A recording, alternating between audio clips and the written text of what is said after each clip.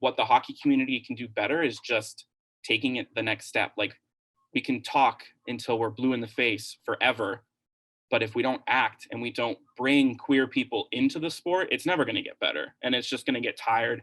And we're going to do this every single year, and it's never going to fix itself. So, my name is Brandon. I'm 22, almost 23 years old, and I live in Oshawa, Ontario.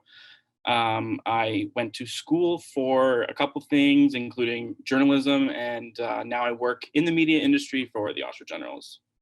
Very cool. How did Brandon get into hockey? See, that's probably my favorite story ever to tell. My entire family, we've lived in Oshawa forever. My grandparents have been going to Oshawa Generals games since the 60s. And basically, I've been coming to games since I was 2 months old in my mom's arms. And then I had season tickets from 2006, basically until I got my job and had to give them up for the office. So it's basically been my entire life has been with the Oshawa Generals. So that's where hockey started, and that's where hockey is continuing for me too. That's really cool. Well, hopefully they let you watch the games for free. You don't have to pay anymore. That's Right. nice. A perk. What do you love about hockey? Since I never played, I don't have that. Yeah, like I don't know how to skate. Canadian sin, unbelievable. But I think for me, hockey was just the community of coming to the rink every Yes. weekend. That was my friendships. That was my social life, because being a season ticket holder, I sat where a lot of other season ticket holders sat. So I saw the same faces every single week. They saw me grow up. They got to know me. So that was definitely my favorite thing about it, was the community I got to create and the friends I got to make. Even this year, the people I sat next to, they just moved to Nova Scotia, and the first thing they said was that they're going to miss seeing the same people every week, because the hockey was there. That's why we were here. But the friendships you create from the sport are what last a lot longer. Like, they're going to be there whether hockey's on or not. Yeah, the community you build is stronger than the sport itself. Yeah. How could hockey be better for you as a, member of the queer community and also for the queer community in general? I think hockey has a lot to do in terms of representation. I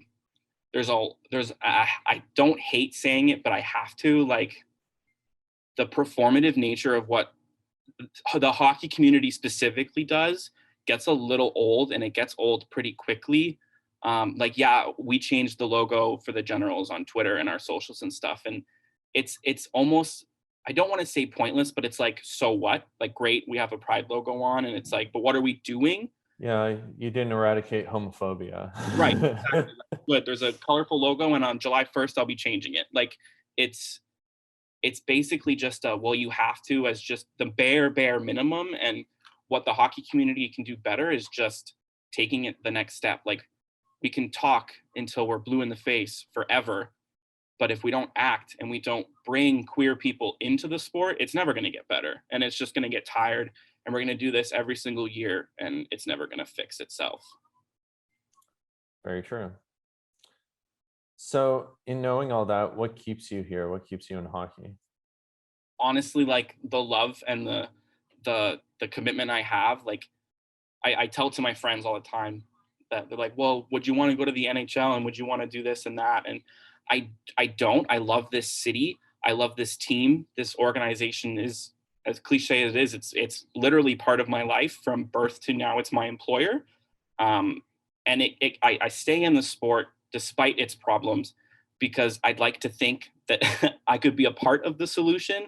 I don't necessarily think it's my job to. Some days I think I need to do better, but I stay here because if I can make it better for one person, I'm helping.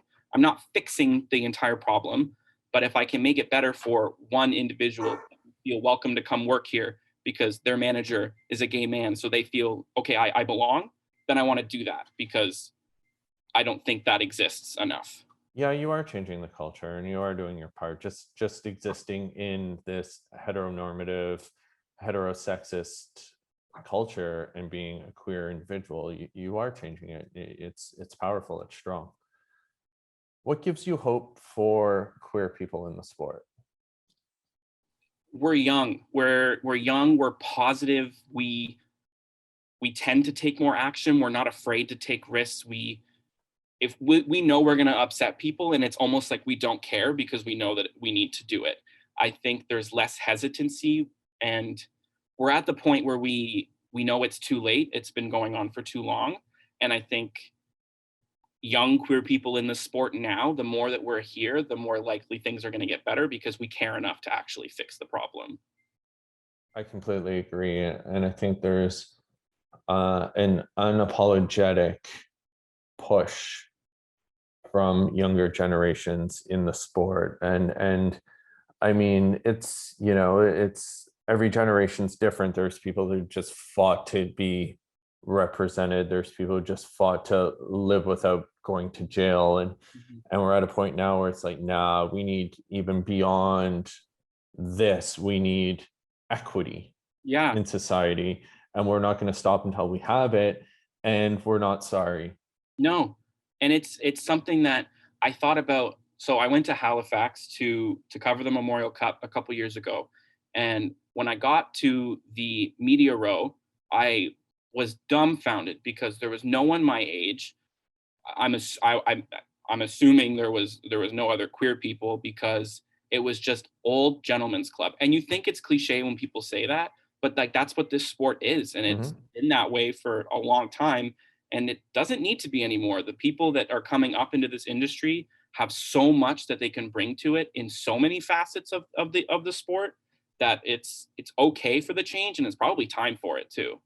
Beyond time. And I think what the beauty is, like, we see the world through different lenses, and we give perspectives that are going to be different than the norm, and that can only make the sport better, more inclusive, getting more people playing, yeah, attracting new diverse fans, and ultimately making the sport better for everybody. Yeah. So honestly, I think you're completely right, and don't stop because we need it.